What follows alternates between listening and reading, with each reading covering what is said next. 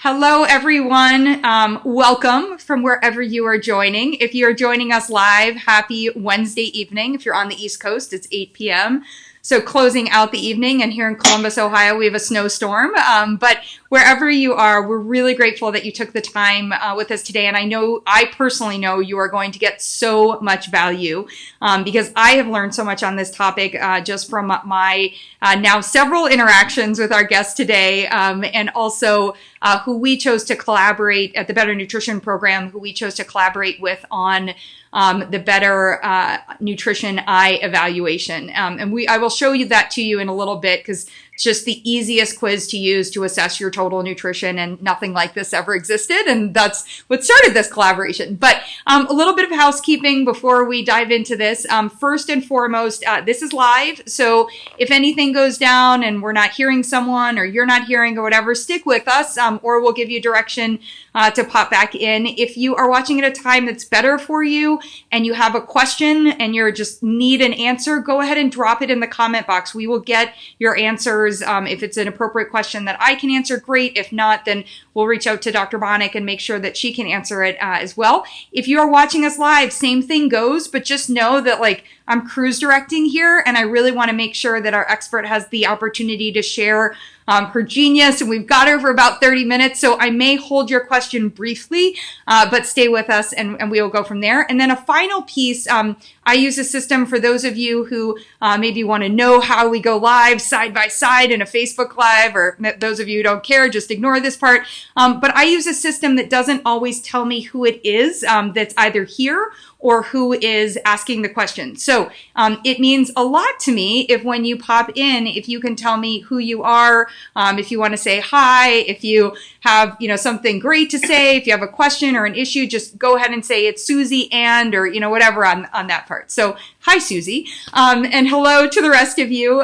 For those of you who have not met me before, and this is the first time that you are joining a live, I'm dietitian Ashley Koff. I am been a dietitian for about 20 years, and I am also now the founder and the nutrition expert for the Better Nutrition Program. And in that space, I get to, which is totally awesome, think about all the things that I wish that I as a practitioner had all along in those 20 years, and what today could make it better for practitioners and patients to get better outcomes. Because us practitioners go into this totally to help you get better results. And one of those key pieces for me was, how do we figure out where you are today? It's like turning on your location settings to use Uber or Lyft. As a practitioner, we need to know what your current total nutrition is in order to figure out whether it's working for what your body or a body part needs. And then if it's not, or if there are things that could be better or need to be better, we can figure out what we should be adjusting to get those better outcomes. And so my way of figuring that out was to create quizzes like the Better Eye Evaluation. And when I started diving into the space of eye health, I was lucky enough to be introduced to a neuro-ophthalmologist, not just any neuro-ophthalmologist, an incredible one, who is at the top of her field. We have her bio on our website. But one of the things that in particular really speaks to me is that she is looking at eye health, as we'll learn, not just as eye as a window into our soul, but a window into our health, both today and our future health, and really taking an approach to helping the eye stay healthy, helping the brain stay healthy, etc., through better nutrition. So it was love at first, get it? Love at first sight. I was just going to say that. There are a lot of puns here, Rani. So without further ado, welcome, Rani, Dr. Rani Banik. And Rani, I wanted to start off, I just sort of teased up, if you will, your approach to the eye, but if you can share a little bit more about how you're really looking at, or let's start with what the eye can tell us about our health. I think that's a great place for us to introduce who you are. Sure. Well, I'd love to do that. So many of us take our vision for granted, and we rely on our visual sense for everything, for reading, for driving, using devices, seeing the faces of our loved ones. And when it's lost, it's kind of sad. It's sometimes even tragic. And the thing is that we can often prevent a lot of eye disease with proper interventions, nutrition being key, as well as lifestyle. So to answer your question, Ashley, about how can the eye kind of give us a sense of what's going on. So many systemic diseases show up in the eye.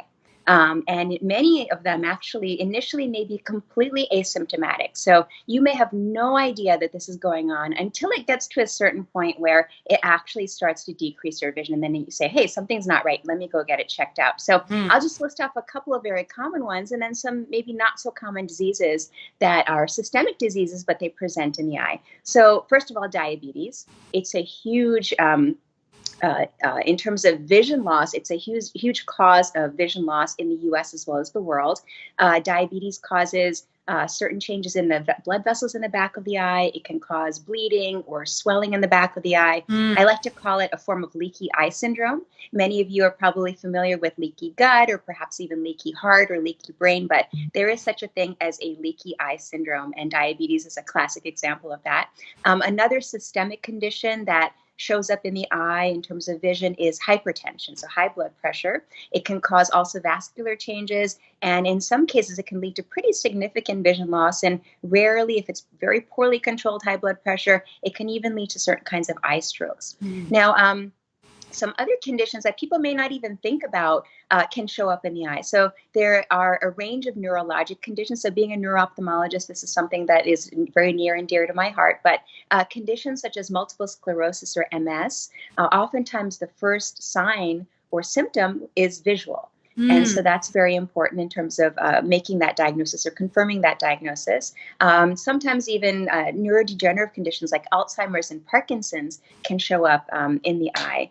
And then there's a whole host of autoimmune conditions. So, for example, many people probably don't even know that there is a connection between the eye and our gut. So, you may think initially, oh, that's kind of a strange thing, but it's absolutely true that they're linked. They're linked through the microbiome. They're linked through the immune system. And so when people have gut issues, for example, autoimmune inflammatory bowel disease, Crohn's disease, or ulcerative colitis, they can get visual symptoms too. And it's all, it's everything put together. So my approach really is not to just look at the eyes in isolation. Yes, it's what I do. I'm an ophthalmologist, but I go broader and I look at the whole body and I look at everything as a system in balance. So how is our cardiovascular system affecting our vision? How could our brain be affecting our vision, or how could our skin be affecting our vision? So really, it is everything in concert working together. I love that. And what I'm going to do for a moment for everyone watching is I'm going to screen share real quickly our eye evaluation, because when I first, as I said, it literally was love at first sight in this way. When we first started looking at what affects it, I'm actually going to jump ahead and we'll come back to what we need to make sure we're getting in from a nutritional standpoint. But I recall one of the things, all of our evaluations go through food and beverages and supplements. So I'm just cruising through. But we also went to health factors. And so there are a lot of questions, as Dr. Rani was just talking about, that will help all of your practitioners know if there's an implication. So this isn't just for going to the eye doctor and talking about these things. It really helps in the integrative space for your different practitioners to see, hey, these things that we're doing may have as you said, an impact on your vision. And they may also, as you were also saying, like things that can be telling us about an early stage of a disease, as well as if something we know is already going on, what it can mean for your vision. So these are things that we ask about, and then we have Dr. Rani's recommendations in there. So I just wanted to pop over there and share that. As a lead into, I wanted to give some people some things to chew on or sip on really early. One of the things that you talked to me about that I thought was just as a nutrition practitioner, really helped me dive into thinking about the eye differently. And I think you were just talking about the gut. So we can't dismiss that rule number one is always take care of your digestive system. So you guys know me, you've heard me say this before, like we can't get any health result without better digestion. But let's suppose for a second we're good in that space. There are certain nutrients that are actually great for the mitochondria, which has a brain and an eye impact. So talk a little bit about that, because we actually start off with that mitochondrial food assessment, and let's give some people some ideas of some of the foods that they should be thinking about. Am I getting these in or not? Sure. Just to give a little bit more background. So the reason why our mitochondria are so important is because the eye is very metabolically active. it's constantly using up ATP. And so it needs an abundant source of energy, constant energy. So, if you think back to I don't know if anyone took biology, but the whole, citric acid cycle, Krebs cycle, and electron transport chain, there are a lot of cofactors involved in making energy in our mitochondria. So the foods that Ashley was talking about are really foods that will boost mitochondrial function and keep us, with plenty of energy, both for our eyes as well as our brains. And I should say that the brain is just as important when it comes to vision. And the reason is because 30% of our brain is dedicated to the visual pathways. And it's kind of mind-boggling to think that. But it's the brain has to be healthy for the eyes to be healthy, or our vision to be healthy as well. So just a couple of examples of mitochondrial foods. So we can start with some A's. So I love almonds. Are great because they have antioxidants, they have vitamin E, they have healthy fats. And then the other A food that I love is avocado. And again, it's healthy fat. It also has glutathione, which is a very potent antioxidant. So I should just take a step back also and say that not only is mitochondrial health so important for your vision, but so is providing your body with plenty of antioxidants. And it's really best that you get these antioxidants not only through supplements, but through foods, whole, real foods. And so so a lot of the foods that are listed in the Better Nutrition Eye Evaluation they kind of both function as mitochondrial foods as well as antioxidant foods. So a couple of examples of those foods include blueberries, and actually any kind of berry. And some people believe that the darker the berry, the better. So blueberries, blackberries, if you can get bilberries, I know they're mainly in Europe, but that's a great source as well. Even raspberries and strawberries are very rich in phytonutrients called anthocyanins. And these are wonderful for eye health because they are very potent antioxidants. They will help to neutralize any toxins that are floating around in the retina or in the circulation to the eye. So, and then a couple of other great foods for eye health. I should mention fish, particularly salmon or wild-caught salmon. And the reason is because within our eyes, this is another interesting fun fact. The retina in the eye actually has the highest concentration of DHA in the body. So DHA is a type of omega-3. It's considered a long-chain fatty acid. It's a healthy fat, and it makes up the cell membranes of these photoreceptors that are constantly metabolically active. Whenever light hits them, they're constantly regenerating. And so there's a very high turnover of these of DHA. So we need a good source or multiple sources of DHA. So salmon is a great source. Other sources include other types of fish, preferably mercury-free fish, but also flax seeds and chia seeds and hemp seeds possibly as well. So that's another great food to include if you really want to try to promote eye health. So again, just to summarize, all the nutrients that are important for mitochondria, all the antioxidants, and then also the omega-3s. I love something that makes me so happy about this is like when we reaffirm that all the systems in the body are actually connected and working together and what's good for them, et cetera. So I was just doing an earlier conversation with healthcare practitioners about heart health, and literally everything you just said is applicable in a heart health. And, one of the reasons is we're talking about the vasculature. So we're talking about the arteries and the veins, and we're talking about the integrity of those vessels. And so, and obviously as we get into the eye with those vessels, and as we talked about with diabetes. So if it's starting to feel overwhelming and like, okay, I have to go now create a whole sheet of information of, my grocery list I have to go through for eye health, you don't. And you can actually be thinking about what's good for the heart, et cetera. But there may be some things that we can upgrade. And one of the things that really stood out for me in the conversation, well, there are actually two. I think the intake of minerals and where we get minerals from, and then the other part is just how critical these deep, dark colors are that we aren't getting in so often. So let's start with the colors.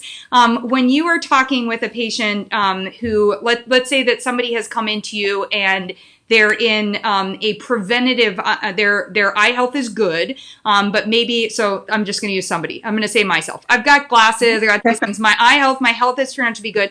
But I do have a family history of macular degeneration, and so it makes me nervous. We did the genetic testing. I don't know if it's the right testing, so I may redo that. But for me, I would come in and say, okay, like what would you recommend? So let's start with that one and go ahead and give me the advice that I'm really looking for. Thank you. Sure.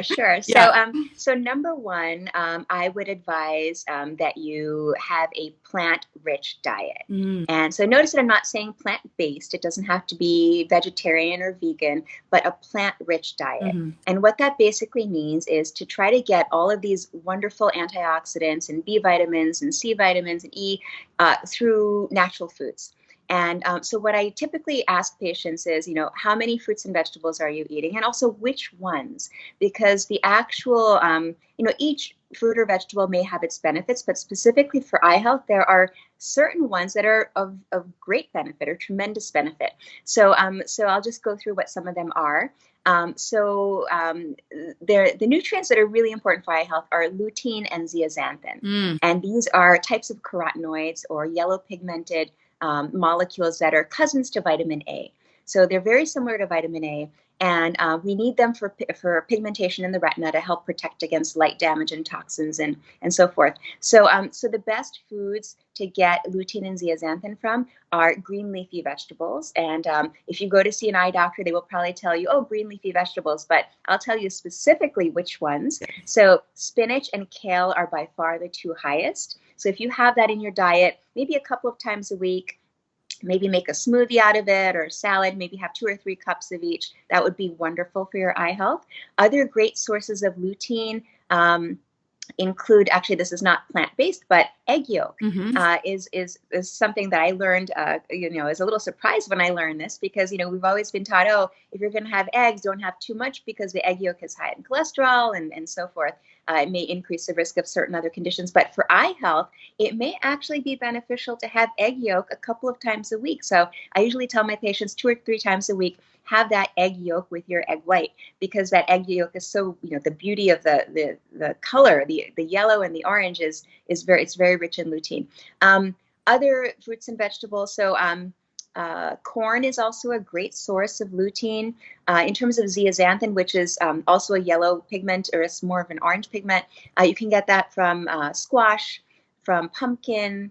You can get it from peppers, even spices like paprika and saffron. They are rich in zeaxanthin. So so if you're thinking about your whole diet, one quick tip, it seems like a lot. You have to think about all these individual things. What should I eat? How much should I eat? A quick tip that I tell people is most of us eat 3 meals a day. So that's 21 meals in a week. And so with each meal, try to include a different color.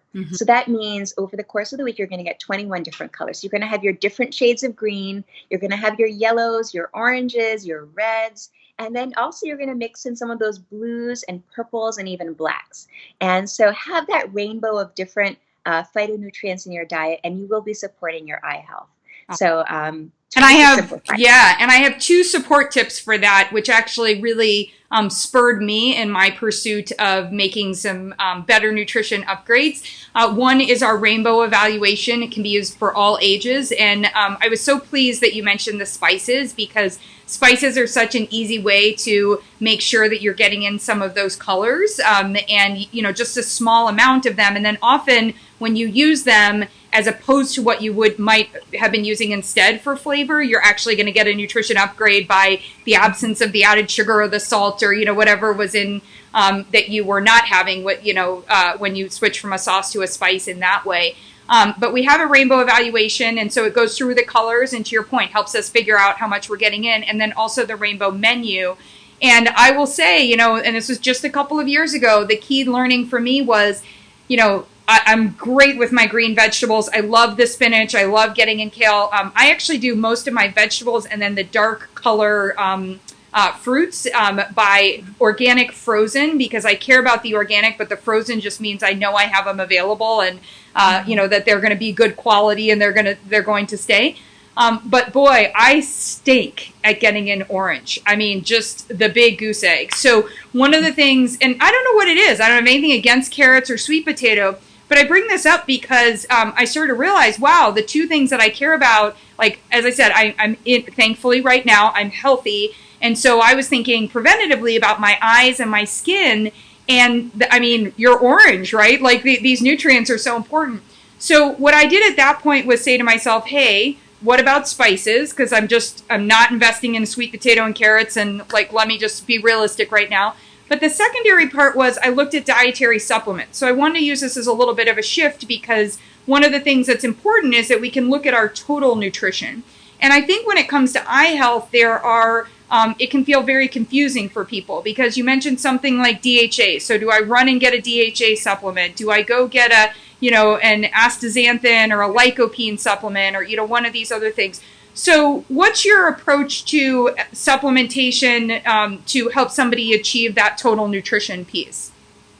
So first and foremost, I'll say it's always best to get it through food. Right. I know. I got to work on it. Availability, and there are certain genetic, we're talking about carrots and sweet potato. They're rich in vitamin A, which is also very important for eye health, for your retinal function. But some people have certain genetic SNPs or variations that don't allow them to absorb that vitamin A from these vegetables. So you want to have the variety. So in that situation, yes, I could maybe consider, putting someone on a supplement or recommending something. So, so far there are probably at least 100 eye health supplements out there. I mean, if you just Google it, all this will pop up, and all these different brands, some very well-known brands, some smaller brands. So and the thing is, I've looked at them all. I've actually been trying to compile a list of all these different supplements and what they have. And every supplement is different. Not all of them have the same ingredients. And what many of them will have is the macular degeneration, age-related macular degeneration study ingredients in there. So this was a large study done of over 3,000 people who had early macular degeneration. They put them on these supplements that basically had vitamin A, vitamin E, vitamin C, copper, and zinc. And they tried to see if that would slow macular degeneration. So the study basically showed that it only slowed macular degeneration in a very small subgroup, a subgroup that basically already had advanced disease in one eye and was at risk for getting it in the other eye. So it didn't necessarily help everyone across the board. So we don't know really why. You would think that if you provide supplementation with this nice variety of different antioxidants and so forth, that you would achieve better outcomes. But it was a little bit disappointing. Then there was a follow-up study that substituted the vitamin A for lutein and zeaxanthin and also added omega-3s. And that also didn't show tremendous benefit. It basically showed the same thing, that in that subset of patients with early in one eye and advanced in the other eye, it protected them. So the jury is still out in terms of eye health supplements. I wish that there were one that were complete, that would have everything in it, but so far I have not yet found one. So if you are going to take a supplement, you may have to take several supplements for eye health, and including perhaps possibly even DHA, EPA, and perhaps even GLA as well. So I would recommend, if someone's considering taking a supplement, just talk to your ophthalmologist or optometrist about it first to find out what your needs are. If you do have a family history and you're concerned, then yes, maybe there's more of an indication to take a supplement. But if you're just, if you just want to maintain good eye health, you have healthy eyesight, it's best to really try to get it from foods. Yeah, I love that. And I've taken that as a personal assignment, and I have been working on it better. It's also interesting, too, when you start to dive into the foods, you can say, oh, I don't just have to get the orange for the vitamin A. Like, how can I map out, a better plan on that part? But that is one of the reasons that our eye evaluations looks at all of this in totality. Okay, so we did have some questions come in, and they're just kind of random. So I want to just ask them at this point, and we can dive back into more of this. And first, I also want to communicate, it's in the post, but we've shared Dr. Rani's website. Also, she is just a ton of knowledge shared really in great bite-sized pieces. on Instagram. So if you want to follow her there, that at Dr. Rani Banik, that's super easy. And I love just getting a little bit of information. It reminds me to stay focused on my personal goals. So thank you. So one question is the glasses for the blue light, worth it, not worth it? How do I choose what I like? How should I know what to choose? Great question. So, I will try to break it down in a nutshell. So first of all, there's this media hype about blue light a couple of years ago. There's a study came out that said, oh, blue light is going to be killing your retinas. We're all going to go blind from using our devices all day long. And most Americans actually spend about 11 hours a day in front of a screen. That's the average. So it's really shocking that we are so, Wow. Married to our devices and our screens. So of course there's a concern, but that study was done in a petri dish with cells that were not even retinal cells. And so they didn't do well when they were exposed to blue light. But what happens in the human eye is a different story. So there is no evidence to show that blue light actually hurts our retinas permanently. We have natural defense mechanisms. But that being said, we can have short-term side effects from blue light. It can affect our sleep. It can affect, it can cause light sensitivity, sometimes even headaches and eye strain. So if you are concerned about blue light, yes, you can certainly get blue blocking glasses. There are many different manufacturers. Some of them are clear, some of them are amber colored, some are red colored, but make sure that you're getting it from a reputable manufacturer. It was a very interesting Consumer Report study that came out in 2016 where they took the top three blue blocking glasses. They tested them to see how many which ones actually blocked the blue light. And only 1 out of the 3 actually blocked over 95%. The other 2 only blocked about 30 or 40% of the blue light.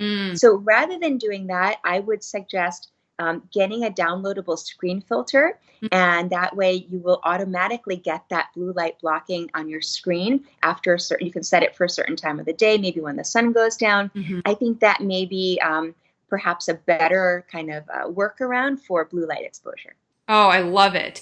And so one of the things you were actually mentioning on that, or I tied together with it, is, some of the things that we think about when we're in front of the screen.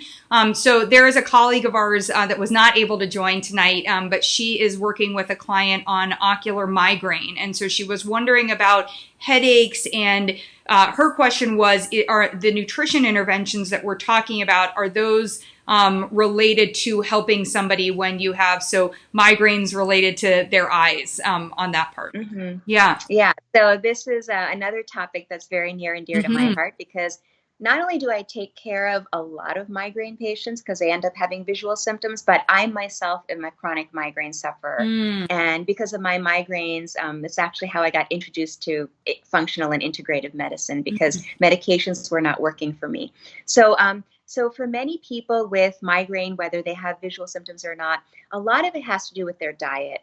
For many people, they could have food triggers. For example, certain foods are high in histamine, or they may be high in tyramine, or nitrates or sulfites. And so those are potential triggers for migraine. And then on the flip side, in terms of treatment, I do also recommend, now this is a situation where I do use supplements quite often in my practice. Many of us are magnesium deficient, and that just happened because of changes in agricultural practices. Our soil is just no longer as rich in magnesium as it used to be, or certain processing that takes the magnesium out of our foods. So many of us are starting at a baseline magnesium deficiency, and studies have actually shown that people with migraine tend to be even more magnesium deficient than the general population. So in my migraine patients, I do usually put them on a magnesium supplement. The type of supplement is also very important. And so, there are many types of magnesiums out there on the market, but I prefer the 2 that are chelated forms, which means that they're combined with an amino acid, so it gets into the brain better. It actually gets through that blood-brain barrier. So the 2 are glycinate and L-threonate. But before you take anything, make sure you just check with your doctor whether it's safe for you or not. But again, many patients do very well with magnesium, and using that plus some other supplements, I've actually been very successful at getting people off of their migraine medications and managing them with proper nutrition, supplements and lifestyle changes alone. So it's really, really important. Awesome. And we started this company, the Better Nutrition Program, with the magnesium evaluation because I was tired after 15 years of telling America that 70% of us were insufficient in magnesium. And then people realizing there are great ways you can get it in from food. So one, you can do your assessment because a lab value isn't going to tell you about that space between insufficiency and deficiency. But then also, to your point, just supplementing, if you've tried a magnesium supplement, it hasn't worked, it may not be the right supplement. So I thought that was a really, really important point on that part. Okay, so we had another set of questions that was really, I'm just going to bundle them all sort of into kids. So the growing eye, so how you were talking about, I'll give an analogy that kind of makes it make sense in my brain. When we talk a bit about bone health later on in life, we always come back to, well, a lot of it had to do with what happened or what was your nutrition like in your optimal bone growth years, which are, kind of the first 2 decades of your life. What are the eye development like? Is your eye all is there a time period in a kid's life that we need to be paying more attention to? So some of the questions I got, is there a maximum that we should do screen time for kids? Is there, should it be further away from the TV? There was a lot of behavioral stuff around the kid part. So if you can help us understand a little bit maybe about how what the life stage, what the child's life stage and their eyes, what we can be doing better. I think we'll hit a lot of the questions that came in on that part. Sure. I wish I had another hour. I know. I'm sorry too. We're going a little bit longer. You're okay though. Yeah. Okay. I am great. Okay. Yeah. Yes. So that, in terms of, eye growth. So a couple of interesting things. So when babies are born, their vision is very, very poor, very poor. And, they basically can see, just a couple of inches away from their face, but not much else. And they don't see colors very well. They just see form and movement. But over the first 6 months of life, the visual system develops really at a really rapid rate. And by 6 months of age, babies can see about 20/40, which is about driving vision. And then, the visual system continues to develop until eventually they're able to see 20/20. And the connections between the eye and the brain develop as well. So, that first year of life is really a critical period. And in terms of promoting eye health, most babies are drinking, breast milk or formula perhaps, and starting on some, semi-solids. But providing them with enough DHA at that age, or even in the prenatal period, is so important. So that's why you'll see that many of the infant formulas are supplemented with DHA because it's great for brain health, it's great for eye health.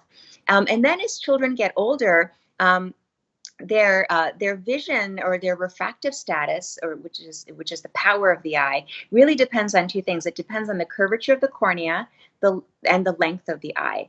So oftentimes what happens is when kids mainly, because their eye is still very flexible, when they spend a lot of time focusing at something up close, their eye muscles are constantly focusing and active.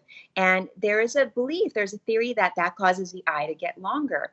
And it causes something called myopia, which is nearsightedness. And, there's been a big concern actually amongst the ophthalmic community because myopia has really been skyrocketing in terms of numbers. It used to be much less, but now I think the latest numbers are 28% of kids or the population is myopic. And it's estimated that by the year 2050, about 50% of the population is going to be myopic. So how much that ties in with screen time and doing work up close, we're not really sure yet. But we do know that there have been some studies done out of Asia mainly, where they looked at kids who were outdoors for certain periods of time. And they found that when kids spent more time outdoors, at least 2 hours a day, they had less rates of myopia progression. So actually, one of the things I tell my patients or the parents of some of my kid patients is, make sure that they're off their screens, that they're getting out and they're doing something outdoors, because then you're not focused on something up close. You're perhaps looking in the distance or, you're just not using those muscles so much. And there's a lot we still need to learn about this, but it is something to think about in terms of, you were talking before about lifestyle. How can lifestyle impact our vision? And this is one of the ways where for kids especially, their lifestyle, their patterns, their habits can be just so critical at that age. And that's a great one too for the reminder of when we're saying get outside, it doesn't mean get outside and be looking at your screen while you're outside. It's like actually, you know, there's a lot of that benefit to outdoor sunbathing and nature bathing. So for sure on that part. Okay. We have two more, unless anyone watching has an additional question, but I had two more that were sent in to me that I promised that I would ask.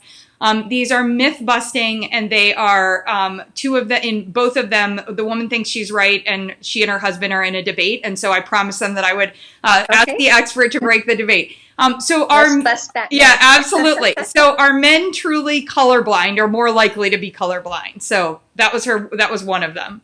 Okay, so men do have a higher rate of colorblindness. So it's at the statistic is 1 out of every 8 men is colorblind. So it's 12% of the U.S. male population is colorblind, and it has to do with the genes. Okay. So the genes for colorblindness are on the X chromosome. So if you have an XY, then more likely that X is going to manifest itself. And then for women, it's 1 out of every 200 women are colorblind. So women can be colorblind too. It can certainly run in families, but there's a much less chance. Okay. And I said I don't want to know whose side we're on because I'm just going to ask it very impartially. So the other one, and I'm really curious about this myth or what the myth is or what the truth is. And that is that if you don't wear your glasses, as somebody who always wears my glasses and now have to see, they were saying if you don't wear your glasses, if wearing your glasses will make your eyes like need your glasses, like it's like a laziness or, you know, something in that part. And I got all nervous that like, should I be taking time in my day where I'm not wearing my glasses? That's not a good idea for anyone because I'm going to end up hurting myself. But it did make me think like, you know, am I creating a crutch for, you know, as much as I'm doing the corrective part? So thank you. Great question. So it's funny. I actually, just in the past couple of weeks, I've done Instagram posts on almost all of these. Oh, so good. So that's another one. Yes, you guys follow her on Instagram. A whole series in my Facebook group on colorblindness. Okay. Like 2 weeks worth of posts on colorblindness, and then also the kids and myopia and spending time outdoors. So in terms of that myth, so what glasses or contacts do basically is they correct for an imperfection in the shape of the cornea or the length of the eye. So it is simply a crutch. It's not going to, by wearing your glasses, it's not going to change the power of your eye. It will help you see better, but it's not going to cause progression. If progression is going to happen, it's because of something else. And perhaps, I don't know, in terms of, we don't know for sure yet, but kids, for example, if they're spending a lot of time looking at things up close, there's a chance that their myopia will progress, whether or not they wear their glasses. So I think that's a big myth. And I know some people, I have patients who are reluctant to wear glasses or contacts because they feel like it's going to make their eyes worse, but no. That's not true. So Ashley, please continue to wear your glasses. Yeah. Well, plus I feel like they're my piece of flair, they're jewelry. They're like so fun to wear, but I did get worried, on that part. All right. Oh, this is incredible. And my favorite part, I love having you on here and getting to share all of this. And we've got practitioners that are watching in the group. We've got individuals who might want to be a client or have a consult or get the free ebook that you have to offer. So remember to go back into the post. We have those links there. But just a solid reminder, as Dr. Rani was just mentioning, she's talking about this both on her Instagram and her Facebook group. So please take the time to follow her and connect with her. I'm really excited. And coming up in not too distant future, she's also going to have a book out, which I think both practitioners and our patients really need. So I'm looking forward to that piece as well. So thank you so much for joining us tonight. This is great. Thank you so much for asking me, for inviting me. It's a lot of fun. It's been a lot of fun. And remember, if you liked what you saw here, especially if you're on YouTube and you give us a little thumbs up, we appreciate that. Also, if you have any questions, you're watching at a time that we are not live, it's a better time for you. You've got your glasses on, your screen's far away from you, you're doing whatever you're doing. That's awesome. Drop a comment in there and I will make sure to get the question answered by Dr. Rani and or direct you to the right resource. And then a third thing, we do this because we want to help more people. And so if this content was made you think of someone, whether maybe it's your practitioner or someone else, thank you so much. It was great to see you too, Dawn. But if it makes you think of somebody on that part, please just share it with them, because this way they will have access to this information, and it may spur them to make some behavioral lifestyle changes as well. And just a final plug for, if you have not done already, go ahead and get the eye evaluation. You can use it regularly, so you don't want to just check your nutrition for eye health once in your life and then move on. Dr. Rani always mentions seeing your eye doctor at least once a year. I often recommend, especially if you're seeing vision changes, then you want to go in additionally. But try thinking about checking your eyes, at least doing that nutrition eye evaluation at least before that appointment, if not more often in the year.